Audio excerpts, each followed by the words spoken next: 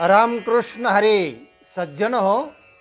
आज आपणा पुढे झुंजार विष्णुदास या अर्थाचा अभंगावर आधारित हा भाग सादर करीत आहे.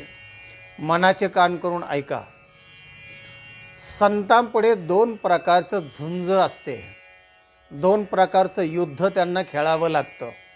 एक तर जनासी तोंड द्यावं लागतं आणि अंतर्मनाशी कामक्रोधाशी तोंड द्यावं लागतं.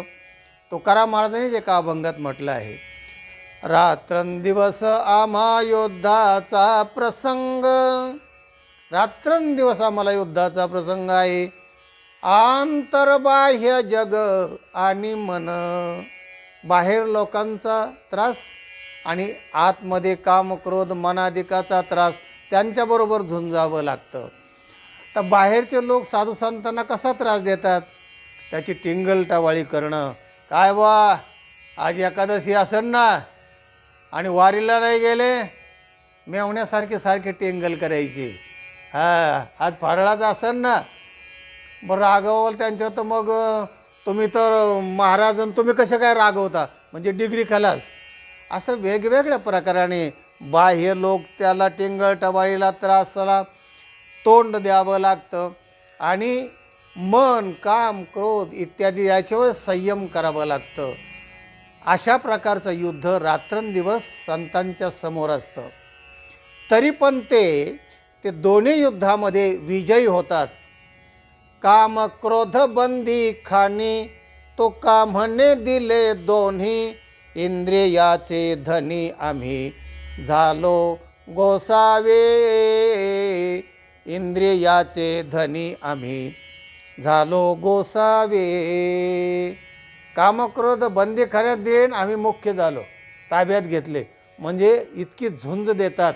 आणि अशाच अर्थाचा अभंग आज आपल्या विवरणासाठी घेतलेला आहे. झुंजारते एक विष्णुदास जगे, झुंजारते एक. विष्णुदास झुंजार आहेत, एक म्हणजे एकमेव असे विष्णुदास आहेत की ते झुंजतात. कोणाशी झुंजतात हे? काम क्रोध अंगी नातळे त्या. दुसरं एक आहे पाप पुण्य अंगी नातळे त्या, असे दोन पाठ आहेत. तर पाप आणि पुण्य त्यांच्या अंगाला लागत नाही, कारण त्यांची झुंज जी असते ना, ती असते कामक्रोधाशी, आणि कामक्रोधामुळे पाप होतं. तेव्हा पाप पुण्य त्यांच्या अंगाला शिवत नाही, त्याच्याबरोबर झुंज असते विकाराशी. झुंजारते एक विष्णुदास जगे, झुंजारते एक काम पाप पुण्य अंगी नातळे त्या. गोविंद आसनी गोविंद शयने, गोविंद आसनी. गोविंद रात्रंदिवस गोविंदाचं ध्यान असल्यामुळे आसनी शयनी गोविंद. गोविंद त्या मनी बैसलासे, मनामध्ये सतत गोविंद त्यांचा असतो. आणि आणखीन काय असतं त्यांच्या स्वभावामध्ये? ऊर्ध्व पुंड्रभाळ, ऊर्ध्व पुंड्रभाळ, गोपीचंदनाचा टिळा असा ऊर्ध्व लागलेला असतो कपाळाला. कंठे शोभे माळ, कंठामध्ये तुळशीची माळ असते आणि गोविंद सारखा जिभेमध्ये असतो. गोविंद ते मनी बैसलासे, गोविंद तो मनी बैसलासे, गोविंद आसनी. ऊर्ध्व पुंड्रभाळ, कंठी शोभे माळ, कापी जे कळे काळ तेणे भेणे. ते सगळं पाहिलं ना की कळकाळ सुद्धा त्यांना घाबरतो, भीतो. तुकाराम महाराज शेवट चरणात म्हणतात, तुका म्हणे शंख चक्राचे शृंगार,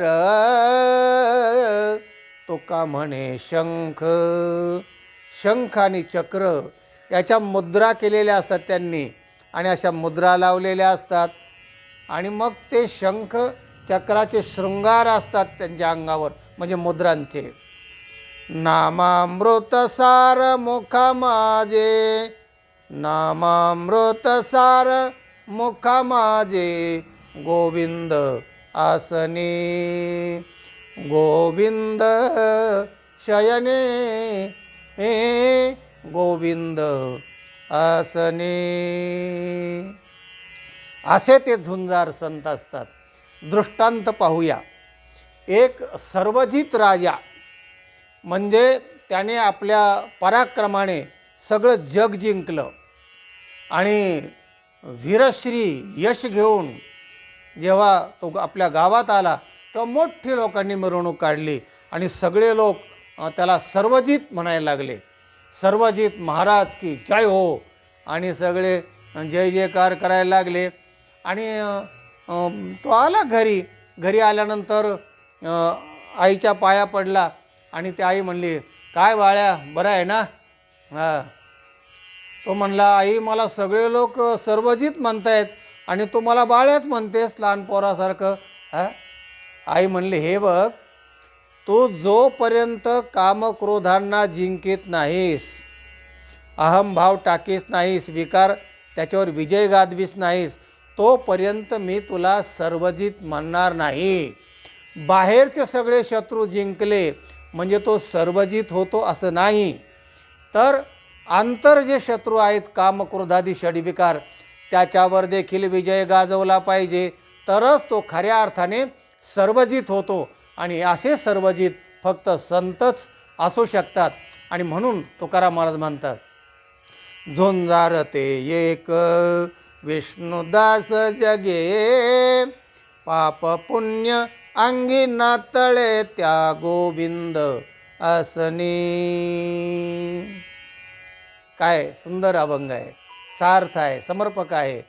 आणि याच्यातला काही भाग आपल्याला जर आचरणात आणता आला तर आपल्याला देखील मनामधून आनंद होईल, आपलं जीवन आनंदमय मंगलमय होईल. सज्जन हो, हा व्हिडिओ इतरांना पाठवा, लाईक करा. ज्यांनी चॅनलला सबस्क्राईब केलं नाही त्यांनी निंबराज महाराज जाधव या नावाने सबस्क्राईब करा. ऐकत रहा, आनंदी रहा. रामकृष्ण हरी.